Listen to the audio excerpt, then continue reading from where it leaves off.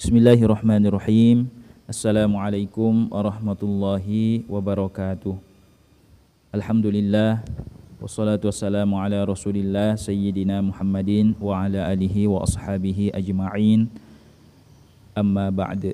Ja'alanallahu wa iyyakum min ahlil khairi was sa'adah fid dini wad dunya wal akhirah. Amin. Allahumma amin.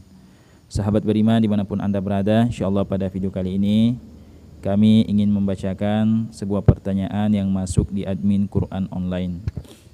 Salam admin, saya sudah lama pengen sholat, tapi saya sampai saat ini belum bisa menghafal semua bacaan-bacaan sholat yang panjang-panjang itu, sehingga saya pun sampai saat ini belum bisa mengerjakannya. Mohon berikan solusi agar bisa cepat menghafal bacaan-bacaan sholat. Terima kasih.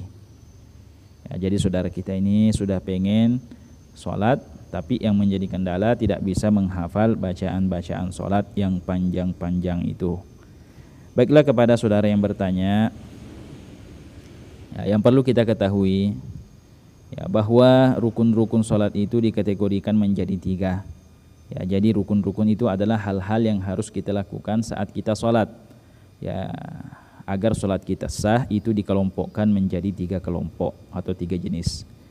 Yang pertama ada yang disebut dengan rukun fi'li. Rukun fi'li itu ya rukun yang berupa perbuatan.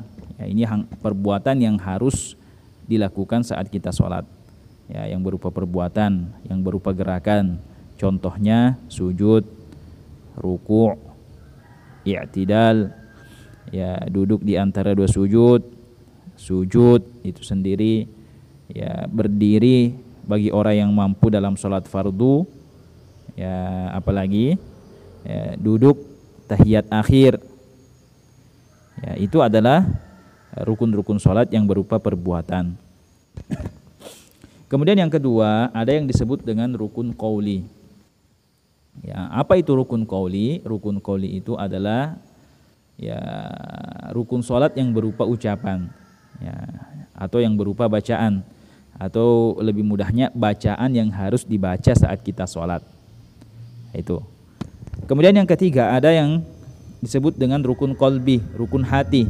Ya, rukun hati itu adalah ya niat di dalam hati untuk sholat saat kita takbiratul ihram. Ya, jadi niat itu termasuk kategori atau dalam kelompok atau dalam kategori rukun qalbi, rukun hati. Ya, karena kenapa? Itu wajib dihadirkan di dalam hati, tidak wajib diucapkan. Ya, jadi itulah 3 kelompok atau 3 kategori rukun-rukun di dalam sholat. Nah, dalam pemaparan kali ini kita akan menjelaskan tentang rukun sholat yang berupa bacaan atau qauli, ya, atau ucapan.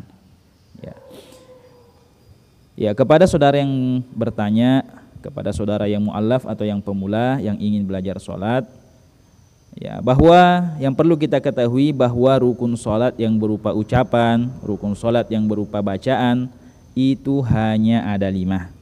Ya, jadi bacaan yang harus kita baca di dalam sholat itu tidak banyak. Tidak semua yang ada bacaan di dalam sholat itu merupakan rukun sholat. Yang wajib itu, yang merupakan rukun sholat yang berupa bacaan itu hanya ada 5. Hanya ada 5. Yang pertama, bacaan takbiratul ihram. Ya, bacaan takbiratul ihram. Yang kedua, bacaan surah Al-Fatihah setiap rakaat. Itu harus diucapkan. Harus diperdengarkan, minimalnya rukun qauli ini diperdengarkan kepada diri kita sendiri. Ya, misalnya saya sholat. Ya, maka standar minimalnya itu disebut mengucapkan, yaitu kita memperdengarkan bacaan atau ucapan kita sendiri kepada telinga kita. Contoh takbiratul ihram tadi, Allahu Akbar, Allahu Akbar. Ya, jadi minimalnya seperti itu, kita memperdengarkannya kepada diri kita dalam keadaan normal. Ya, beda kalau ribut, ya ada suara bising di pinggir jalan raya atau ada suara pabrik dan sebagainya, itu tidak, itu lain lagi. Ya, jadi maksudnya memperdengarkan bacaan kita kepada diri kita sendiri dalam keadaan normal. Ya, yang kedua tadi bacaan surah Al-Fatihah. Al-Fatihah ini tidak cukup dalam hati, harus dibaca. Ya. Begitu juga dengan bacaan tahiyat akhir. Ya, Ya, membaca tahiyat akhir, maknanya tahiyat yang pertama itu bukan wajib. Ya, contoh kita sholat maghrib, ya, berapa kali kita tahiyat? 2 kali. Sholat asar berapa kali? 2 kali tahiyat. Sholat zuhur 2 kali tahiyat. Sholat isya 2 kali tahiyat. Yang wajib itu hanya bacaan tahiyat akhir. Ya, adapun bacaan tahiyat awal hukumnya adalah sunnah. Ya, begitu juga tadi dengan bacaan surah Al-Fatihah, yang wajib itu hanya Fatihah. Pun surah setelah Fatihah, membaca surah, membaca ayat-ayat pendek setelah surah Al-Fatihah itu hukumnya adalah sunnah. Seandainya ada orang setelah baca Fatihah langsung ruku di rakaat pertama dan rakaat kedua, itu sebenarnya sudah sah. Kenapa? Karena yang rukun itu, yang wajib dibaca memang hanya surah Al-Fatihah. Surah setelahnya itu hukumnya hanya sunnah.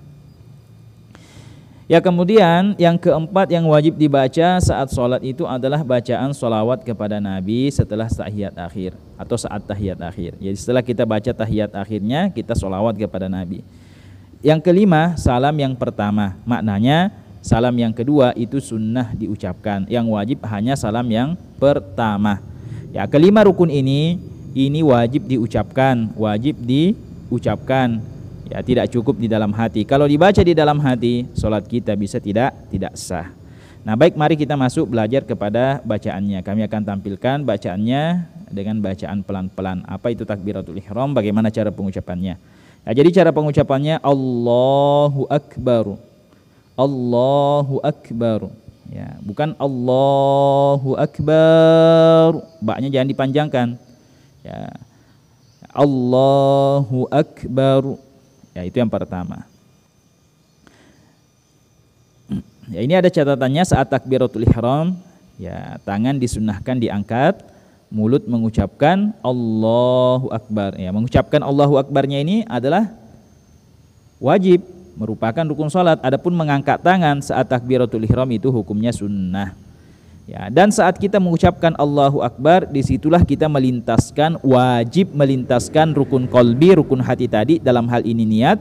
Saat kita mengucapkan Allahu Akbar, ya misalnya kita ingin sholat zuhur, saat kita mengucapkan Allahu Akbar, kita lintaskan niat di dalam hati, saya niat sholat fardu zuhur. Ya, itu sudah cukup tanpa menyebutkan rakaatnya.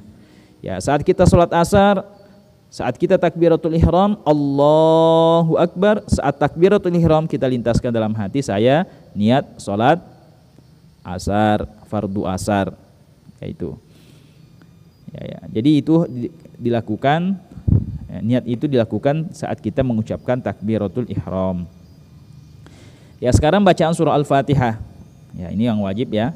Ya, Bismillahirrahmanirrahim. Alhamdulillahi Rabbil Alamin, Ar-Rahmanir Rahim, Maliki Yaumiddin, Iyyaka na'budu wa iyyaka nasta'in, Ihdinas siratal mustaqim, Siratal ladzina an'amta 'alaihim, Ghairil maghdubi 'alaihim waladdallin.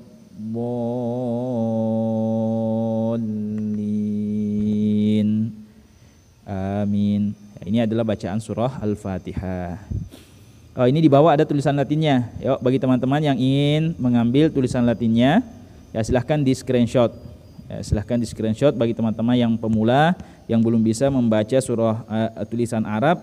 Ya, silahkan di screenshot sekarang. 1, 2, 3. Ya, silahkan di screenshot ya. Sekarang kita pindah.